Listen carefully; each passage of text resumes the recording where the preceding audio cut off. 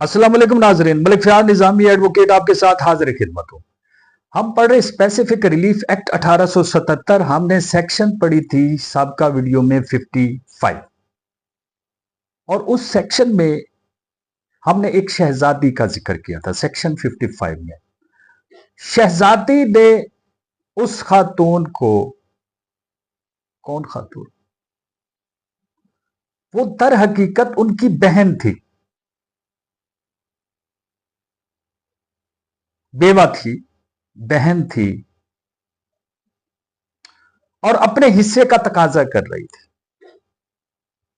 क्या कि मेरे बाप की जायदाद में से जो हिस्सा बनता वो मुझे दो। अब बहन का जो 1/3 हिस्सा है ना, वो 1/3 हिस्सा बाप के तरके की एक एक चीज में पड़ा है। बच्चों से कमिटमेंट ले लिया करें कि ये ना बेटी का 1/3 हिस्सा बनता तो बेटी को कैसे मुतमईन करना है। हम तो शादी के बाद बहन बेटियों को भूल जाते हैं। अंग्रेज दरबार लगा हुआ, मुशीर बैठे हैं, वजीर बैठे हैं और अंग्रेज बैठे हैं। नाम भी बताऊंगा। बेटी पहुंची है लव लश्कर के साथ, इस्तकबाल हुआ, प्रोटोकॉल हुआ, जैसे बेटियों का प्रोटोकॉल होता है। बेटी को अपने साथ बिठाया अंग्रेज, और अब बेटी अपने बाप को तमाम तर हालात बता रही है कि मैं वहां से गुजर रही थी, ये वहां पड़ी थी, ये बेवा खातून है। तो बादशाह ने क्या कहा? बादशाह ने कहा, अंग्रेज जिसने जिसने कचहरी लगा रखे थे, चले बताऊंगा। मैंने कहा ना बताऊंगा, उस अंग्रेज का नाम भी बताऊंगा और उसकी बेटी का नाम भी बताऊंगा, और इस वाक्य की पूरी तस्दीक के साथ।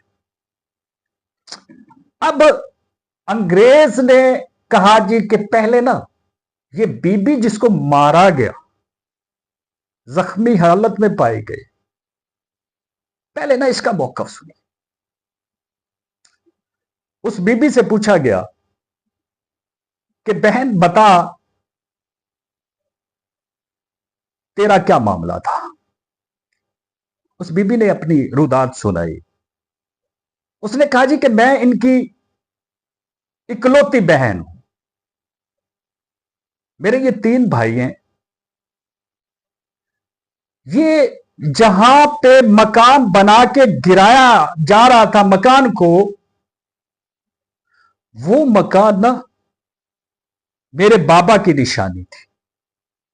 उई उई उई उई उई उई। मैं गई, मैंने उन्हें कहा भाई बात सुनो मेरी, मेरे बाबा की निशानी मेरा है तीसरा हिस्सा। अब तीसरा हिस्सा डिमांड कर रहा है, तीसरा हिस्सा डिमांड कर रहा है, शरी हिस्सा डिमांड कर रहा है। भाई उसके बाप का तर्का नहीं था। बात सुनी गई। बात सुनने के बाद बादशाह ने कहा जी पहले ना ओपिनियन इस बात पे आनी चाहिए। क्या बात है, सही है ये मानना होगा। इस खातून का ना मौकफ सुनिए। सुना गया, इस पे ओपिनियन दीजिए। अब जो एडवाइजर बैठे थे ना, उन एडवाइजर्स ने क्या एडवाइस किया? उन्होंने कहा जी बात यह है कि इनका शरी हिस्स 1/3 हिस्सा है अपने बाप की तरके में से, लेकिन वो इसके भाई हैं, इस बात को इग्नोर नहीं किया जा सकता। इन्होंने 3 भाइयों ने मिलकर बहन को मारा। उसको उसको बाद में देखते हैं कि इसे वो तो सजा है ना, वो तो देते हैं इन्हें। ये देख ले आप, कानून अंग्रेज का ही कानून चल रहा है। ये अंग्रेज का दर हकीकत कानून नहीं है, ये उसकी जहानत है। कानून जो होता है वो जहानत की अक्कासी कर रहा होता है, और जहानत जो है वो कानून की अक्कासी कर रही होती है। किसी बंदे की जहानत का अगर आपने अंदाजा लगाना हो तो उसकी तहरीर से लगाइएगा भाई। अब उसके पास देखिए वो सोर्सेज है ना, तहरीर की सूरत में भी हो सकते हैं, वीडियो की सूरत में भी हो सकते हैं। उसको सुनिए, शायद आपको कोई उससे कोई ऐसी अच्छी बात मिल जाए। हमने सेक्शन 55 पढ़ा, देखा सबको सेक्शन 55 पे कौन क्या कह रहा है, कौन क्या कह रहा है, कौन क्या कह रहा है। अच्छा, आपने सबका वीडियो में दोस्त इस बात पे एतराज करेंगे कि जी अंग्रेज ने कहा, अंग्रेज ने कहा। किस बात का? कि जी कॉन्स्टिट्यूशन एग्रीमेंट। देखिए, कॉन्स्टिट्यूशन भी तो एग्रीमेंट है। अच्छा, उस एग्रीमेंट को इन्फोर्स कराना, और कोई बंदा आपके पास आ जाता है सेक्शन 55 के तहत, तो क्या उसको आप डिग्री ग्रांट नहीं करेंगे? भाई करनी पड़ेगी ना, टाइटल है उसके पास। तो मुशीरों ने कहा, हजूर अगर इस बीबी का टाइटल है तो इसके भाइयों का भी टाइटल है। ठीक, उन्होंने कहा अब जी भाई अपना मौकफ सुनाए। जो बैठे हैं ना जी, सुन रहे हैं, वो जरा इमेजिन करेंगे उस दरबार को। उस दरबार में अंग्रेज बैठा है, दरबार लगा के बैठा है, भाई अपना मौकफ सुना रहे हैं। भाई कहते हैं जी कि गुजारिश ये है कि हम अपने बाबा की निशानी को इसलिए गिरा रहे थे क्योंकि हमारे छोटे छोटे बच्चे हैं, इमारतें बोसीदा हो चुकी हैं, हम उसको इसलिए गिरा रहे थे। ये बीबी हमें वो इमारत गिराकर दोबारा बनाने की इजाजत नहीं दे रही थी। अच्छा, अब ना हमने आर्बिट्रेशन एक्ट भी पढ़ा, आपने भी पढ़ा होगा। अब ये आर्बिट्रेशन एक्ट बनाने का मकसद क्या था?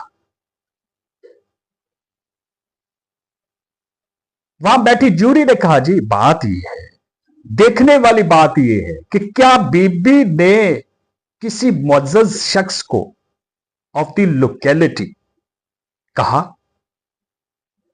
बीबी से पूछा गया जी, उसने कहा जी ऐसा ही है, मैं गई थी,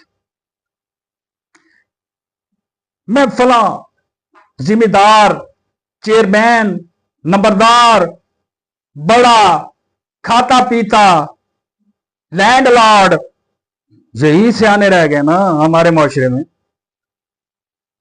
अच्छा, मैं ना उसके पास गई थी, मैंने उससे कहा था। अच्छा, तो फिर जवाब क्या मिला? उसने जवाब ये दिया जी कि ये ना मेरे मुजेरे के जानने वाले हैं, तो मैंने अगर अगर अगर उनको ये काम ना करने दिया तो मेरे मुजारे का फलां रिश्तेदार नाराज हो जाएगा। अच्छा, अब ना यहां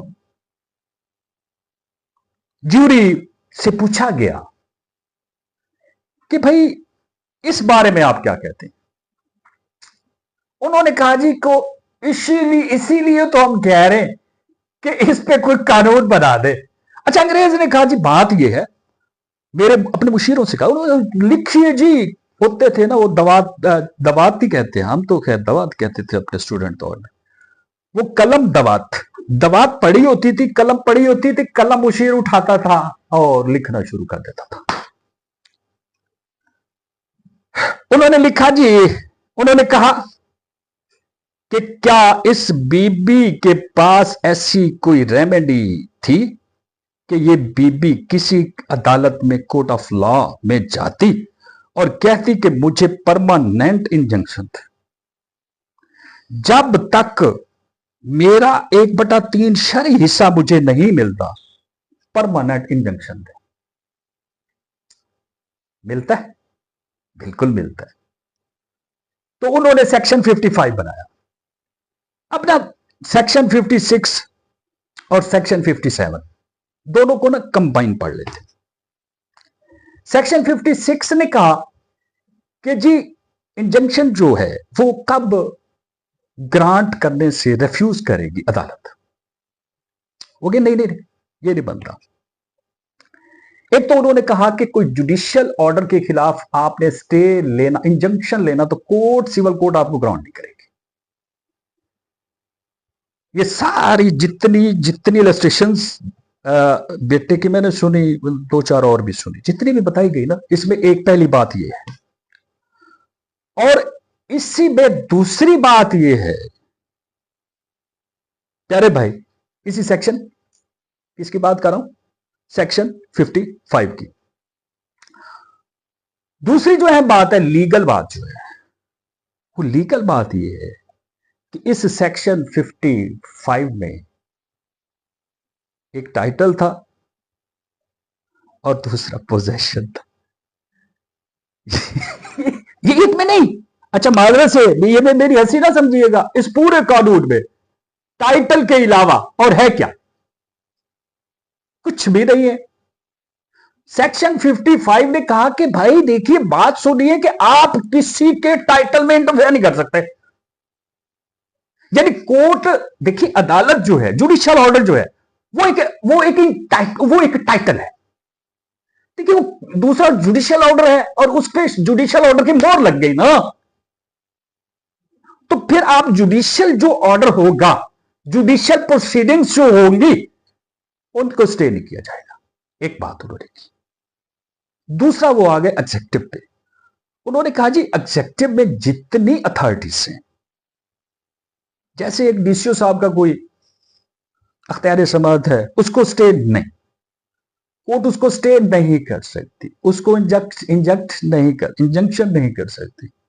बाकी इलस्ट्रेशंस जो भी हैं बनाते जाए। मैं फिर गुजारिश करूंगा, चूंकि उसमें कॉन्स्टिट्यूशन को मैंने इसलिए ऐड किया, क्योंकि मैंने ऐड किया, अंग्रेज ने कोई ऐसी बात नहीं लिखी थी।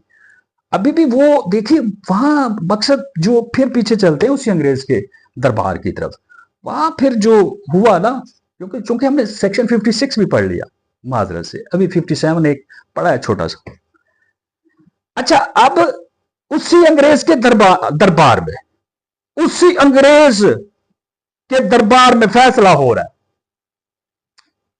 फैसला, उस बीबी ने कहा जी कि जी मैं फलां के पास गई थी, उसने क्या किया था, उसने जनाब कहा था जी फलां नाराज हो जाएगा। उन्होंने कहा अच्छा ठीक है।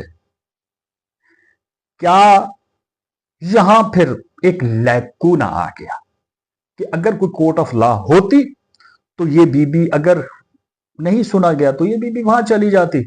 उन्होंने कहा जी इसको कानून बना दो। अच्छा, स्पेसिफिक रिलीफ एक्ट उसी मीटिंग में बना है, जो मैं मीटिंग आपको बता रहा हूं। मैं चैलेंज से बात करता हूं भाई, उसकी बेटी वाली, उस अंग्रेज वाली, उस अंग्रेज काबिज था ना, पाको हिंद पे काबिज नहीं था अंग्रेज, उसका नाम भी बता सकता हूं।